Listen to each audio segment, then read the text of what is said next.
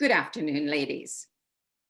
Our president, Marcia Armstrong, is busy looking after the entrance of all our guests on Zoom. And I have the pleasure of welcoming everybody. It's nice to have so many of our regular members of CFUW Nepean with us.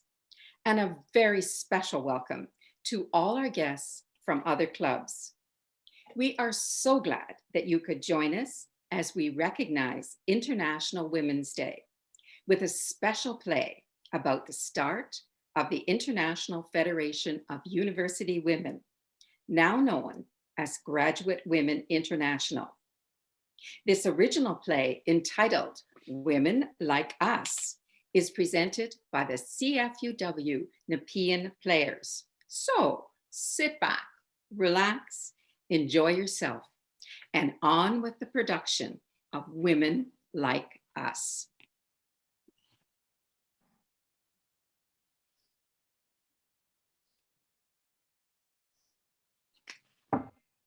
All drama requires the suspension of disbelief.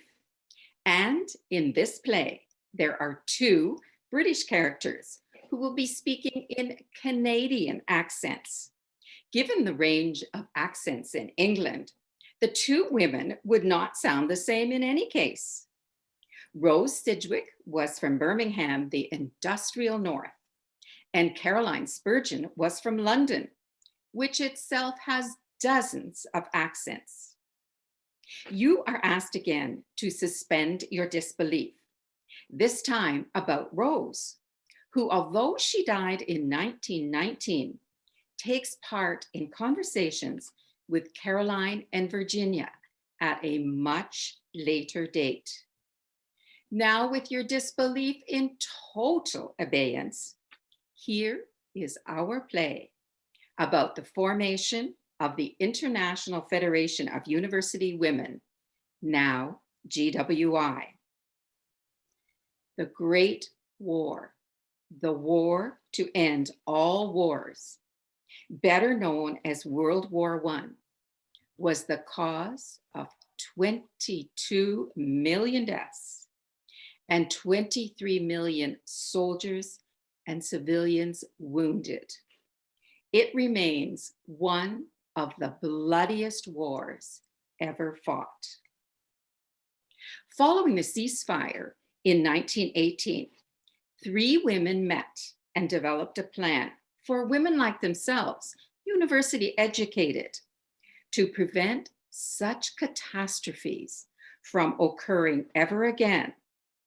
They hoped that if educated women could meet together, they could foster friendship and understanding among nations, among various peoples, that would allow peace to be maintained and that would bring war to an end. These women were not alone in their hopes and their plans. Following the war, the League of Nations was formed, a forerunner to the United Nations. The men, the politicians who made this happen were, like the women, convinced that another war could be prevented if countries met and acted together to work out their differences. Two of these women, Caroline Spurgeon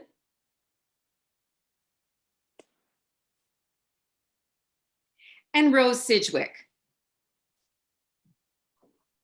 They were from Great Britain, and one, Virginia Gildersleeve, was American. In 1919, they met again with other like-thinking women from Canada, Great Britain, and the USA. And the IFUW, the International Federation of University Women, was formed, the forerunner of our GWI. So, how might that first conversation between Rose and Caroline have gone? Rose, so good to see you. What's up? Good to see you too, Caro. But I have to tell you, like I'm totally, and I mean totally bummed about this war. I mean, some archduke gets shot and like millions of people have to die. I know, the bloodiest war ever, the Great War. What was so great about it? And they're calling it the war to end all wars. Huh? Not with the men running things. Did those guys ever even sit down and talk about this, like this archduke problem? It takes women to do that. I mean, if we would have solved that problem over a cup of tea or a glass of good wine, worked it out together. You know what I'm saying? Well, yeah, and you know, we could form a group to do that, like to keep peace by talking it out, I mean. Women like us, you mean? Women with a university education? Yeah, exactly. There are more and more of us all the time. And we could call ourselves University Women United or No, I've got it. We'll be a federation of university women formed to end war. just had another brilliant idea. Like, I mean, totally brilliant. Give it to me, girl. My ears are waiting. We've both been chosen to go to America next month as part of the British delegation to look at the universities over there. Maybe we could get an American woman to join us. I know the perfect one. Virginia Gildersleeve, Dean of an American college, Bernard, I think it's called. She'll be glad to be part of this. They both think basically men are useless.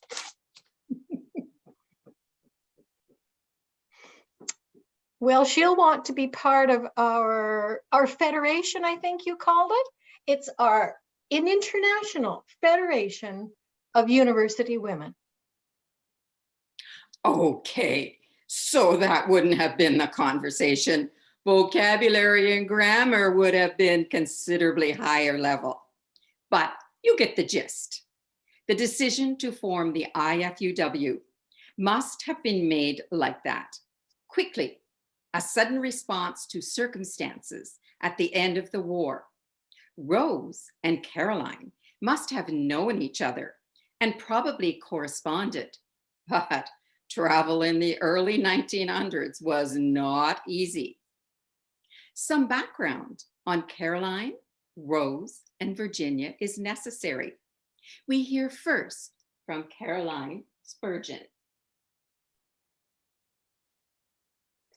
Ladies, may I introduce myself? I have lived a long life, 1869 to 1942, and I consider that I have been an extraordinarily blessed woman, despite my hardships in my youth. Born in India, my mother died while giving birth to me, and my father died when I was 5 years old. I was raised to be an educated person. I attained my majority at a time when women were finally being admitted to colleges and university, and was granted a first-class honors degree from Cheltenham Ladies College in 1899. By 1913, I was a professor of English at Bedford College for Women, part of the University of London. Of course, I had to work twice as hard as any man to gain that position.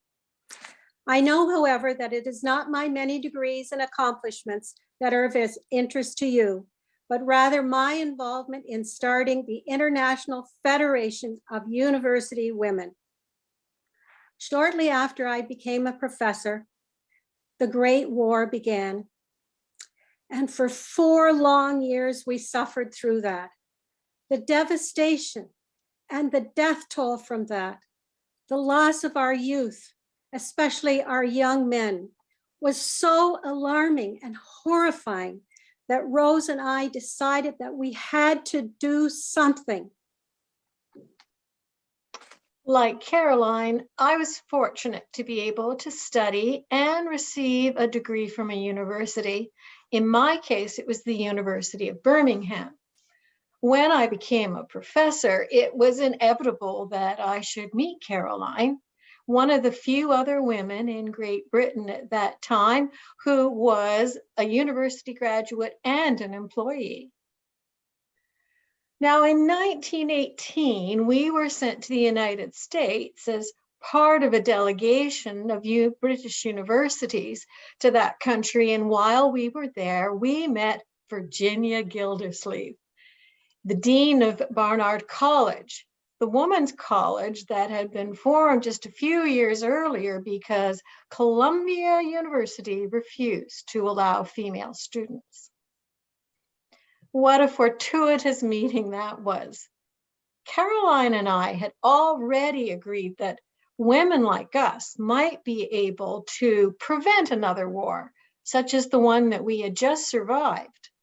And with Virginia's help, we could see an international coalition being founded so that women from all countries could meet together in friendship and could foster understanding among the countries of the world. I was so inspired and so motivated. On my part, to meet with like-minded women, educated women, women who saw not only the need to bring an end to war, but also a way in which it could be done, was a transforming moment in my life. Caroline, Rose, and I were so much in accord, so firm in our beliefs that we could bring this about. But the elation of meeting and becoming friends with Caroline Spurgeon and Rose Sidgwick was so quickly dampened when Rose suddenly died at the young age of 41, a victim of the Spanish flu epidemic that took so many lives after the war. Such a loss for us and for humanity. Virginia hesitates to speak about herself, claiming she is too busy to do that. And indeed, she is busy. When we met and formed the IFUW, she was Dean of Barnard College, and her busyness was destroying any expectations that men had of her. Shortly after Rose and I arrived in North America, she was being roundly and soundly criticizing for allowing her students, all female of course, of joining a parade. I quote, a man who sat on the board of Columbia University said, "Marching in a parade is a shameful and shocking thing for a woman to do." I quote. And even more trouble was that she was allowing and even encouraging African-American women to attend Barnard as well. I am so glad that Rose and I met and met Virginia to find a woman who shared our goals of women bringing about peace in the world. While we are not privy to any of the conversations these women might have had, this is one of the possibilities. Our next step was to make it truly international by finding women from other countries to join us. Virginia suggested Canada. Now, Caroline, British to the backbone, always felt that we Brits led in every way. And she was always a little irritated that in matters of women's education, Canada had been ahead of us. The first country we should ask to join us could be Canada.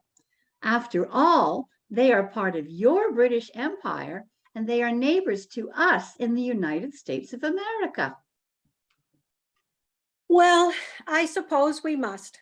We will hear again that the first woman in the British Empire to receive a university degree was from Canada, from some backwater in one of their provinces.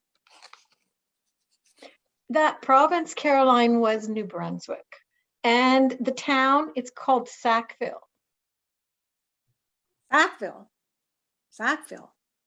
Where is that? When I told a Canadian I'd never heard of it before, he said it was a university town, just like Oxford. Oxford, I said. I was reminded that Oxford was a university town. I bit my tongue. Comparing this village that no one had ever heard of to Oxford, and comparing an unknown college called Mount Allison to Oxford, to one of the oldest and best known universities in the world, how ridiculous. Presumptuous is the only word to describe them. But yes, I guess we should ask the Canadians to join us. The idea of university women getting together to solve problems will probably please them. Actually, Caroline, they already have a university women's organization. What? Formed in 1910. 1910? Well, that was before the war. How could they be thinking of peace before the war even started? I know. A friend who graduated from McGill University is my source of information. I told her about our plans and she said, if they joined us and accepted our aim to bring world peace, we would have to accept their purpose. And what is that? Well, their aim is for the advancement of careers for women with academic qualifications. Like that's going to happen? Well, that's exactly what she said about our plan to bring about world peace. Now, after Rose's death, Caroline and I were even more determined to carry on. And in 1919, we met with the leaders of the already formed Canadian Federation of University Women. And on July 11th of that year, the International Federation of University Women was founded. Although the Canadians from Ottawa, Toronto, Regina, Edmonton, Victoria, and Montreal were happy to accept our aim to bring peace, they insisted that we accept their goal. Well, we hesitated. This was a lesser goal. This idea that women might one day have a career befitting their educational status was not at all what we wanted to accomplish. But in retrospect, how wise we were to agree. We learned that we could count on our Canadian counterparts to apply their common sense to each of our problems. Together, we contacted other female graduates from around the world as we knew it then. And in 1920, in honor of Rose, we had our first global conference with women attending from similar clubs in Czechoslovakia and France and the Netherlands and Spain, and from women hoping to start clubs in their countries too, Belgium and Denmark, Norway, Sweden, South Africa, and India. I remember our joy as representatives from each new country contacted us. Our optimism, our goal of peace was within our grasp. The League of Nations had formed the year before with a name so like ours, a hope of peace and collective security. Surely war had come to an end. As we know, war did not and has not come to an end. We look, however, at what was at that time and what is now. As you know, our dream of peace has never been achieved. How naive, how innocent we were. Oh, we met, we wrote, we contacted the press, the politicians, the leading business people of the day. We tried to arrange meetings with these worthy men, and occasionally we even succeeded in getting a positive response. Positive response? Well, you might call it that, Caroline, and you seldom put a positive spin on a bad situation. Well, being invited to meet with some of those important men is not exactly a bad situation, as you name it, Rose. Oh, Caroline, you must remember the condescension with which we were greeted, being called little ladies by the politicians, little ladies with such big ideas. They were not in the least interested in what we had to say or in the actions that we were urging them to take. surely you can't forget that meeting that was arranged, and we were asked to make sure we dressed our best because the press were going to be there. And the press was there.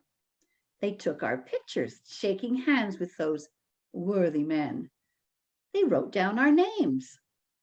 They even checked that they had the spelling right. I know. Those members of the press spelled Spurgeon correctly. But did they ever ask what we were trying to accomplish or how they could help us to achieve it? We had been asked to that so-called meeting so that that company and those smug men would look good in the eyes of the country, of their company, and especially the shareholders. We didn't even get inside the building. Once the press had their pictures and had vanished, it was slam, bam, thank you, ma'am, and we were ushered out. Well, we did laugh about it afterwards, Rose, and you have to remember the other meeting with the man who thought we were lying about our university degrees and who actually said he was removing his money from Barnard College when he heard that I was teaching there. He turned so red in the face, I thought he was going to have a heart attack. And the one who admired your figure, Virginia, said maybe you and he could discuss the matter over a private dinner. He wasn't pleased when you turned him down. Didn't he call you a girly? No, as he leered at me and slid his arm around my waist, he called me girly girl. As I said, we were naive. The man was an armaments manufacturer, so he certainly wasn't interested in world peace. Well, enough of these reminiscences, my friends. The women of the CFUW Nepean are really not interested in our memories, funny or sad. We have some accomplishments that we are proud of, and so that you might reflect on those, we now remind you of how things were in the good old days. Women did not have the right to vote until after World War I. In some places, like Quebec in Canada, women couldn't vote until 1942. There are countries, many countries, where women still do not have that right. And women could not hold land in their own name. And property was held in the name of their husband, their brother, their father, who had the right to dispose of it without consulting the woman who really owned it. Women did not have jobs that reflected their education. None of the important companies, banks, or universities had a woman in a position of power or influence. One of the British bankers said his bank would lose customers if they hired a woman. Women's brains, bless the pretty little things, aren't made to handle numbers, especially money numbers. You lost your temper with him, and you told him your money was coming right out of his bank. And of course, he reminded me that the money wasn't in my name anyway, and that my brother, he would be the person that he would deal with. It was all I could do not to spit at him. And the women who did have jobs with some responsibilities, well, they were paid considerably less than the men who were doing the same work. And that, as you know, has not changed. In many cases, you know the saying, women work twice as hard for half as much. Let us return to focusing on what has changed since then, and to do so with the knowledge that women such as Margaret Thatcher of Great Britain, Angela Merkel of Germany, and Jacinda Ardern of New Zealand have been prime ministers of their countries. But except for Canada since 2015, no country has equal representation of women in their cabinet. Most universities were for men only. My university, Barnard, was founded in 1889 because Columbia refused to take women. Laval University in Quebec did not accept female students until the 1940s. And in 2020, Oxford celebrated the 100th anniversary of women attending that prestigious center of learning. By the time women were permitted as students within its hallowed grounds, Oxford was 924 years old. So women had not been eligible to attend for 824 years. To quote the author Paulina Bren, in the 1930s, women had no status, no leverage, no disposable income, no purchasing power, nothing. Women in the United States could not get a credit card or a loan in their own name until the 1970s. We have Ruth Bader Ginsburg to thank for correcting that situation. So, ladies of the CFUW Nepean, as you sit in the comfort of your home, owned in your own name, proud, maybe even smug, of your academic achievements, with your own credit card or cards, preparing to cast your vote, perhaps for a woman, in the upcoming provincial election, think of what has been accomplished for you since IFUW, the International Federation of University Women, was formed 103 years ago. Think also of how much there is still yet to be done. You are the lucky ones living in a peaceful and democratic country, but so many women, so many people are not in that fortunate situation. In a country much in the news, Afghanistan, girls, even girls in primary school, are not allowed to go to school. Women are not allowed to vote. The ruling government, the Taliban, warns women to stay in their homes because rape cannot be controlled. Punishment for breaking those laws includes lashing, stoning, and dismemberment. Be grateful that while we hope none of you or yours will ever need it, the Heg Hoffet Fund at GWI Incentive provides funding for displaced women to upgrade their skills, displaced women who have fled their homes due to race or religion, or perhaps to avoid forced marriage or female mutilation. We could go on all afternoon with examples from other countries, but perhaps we should just say that things for women are better now. But as the IFUW, we accomplished much. Now we are the GWI, Graduate Women International. We have a presence at the United Nations, and we work for girls and women around the world. As members of CFUW Nepean, we contribute to so many causes.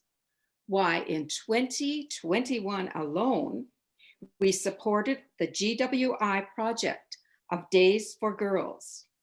We participated in the virtual walk in Kabul. Fortunately, the Taliban was not there yet. We gave many scholarships to female students in the Ottawa area, and we provided care for so many women in need in Ottawa. We did not allow COVID-19 to slow us down. The GWI, or if you prefer IFUW, flourished and continues to flourish because of members like you. I, a victim of the 1919 flu epidemic, and Virginia and Caroline, we are not rolling over in our graves, bemoaning the wars and the fighting that we did not bring to an end. Instead, we slumber peacefully, content to know that, as John McCrae said, to you we throw the torch, be yours to hold it high. And we're happy that you carry on so strongly and so well. Well, ladies, that concludes our original play called Women Like Us. Thank you for joining CFUW Nepean this afternoon. We have enjoyed our rehearsals, and certainly I know we all appreciate our membership in the International Federation of University Women, now Graduate Women International, and also in the Canadian Federation of University Women, and again in all our local clubs. Now, I'd like you to meet the characters in our play. Caroline Spurgeon was played by the one and only Marlene Sylvester. Rose Sidgwick was played by our environmental specialist, Beth Junkin. And Virginia Gildersleeve was played by the delightful Carol Baker.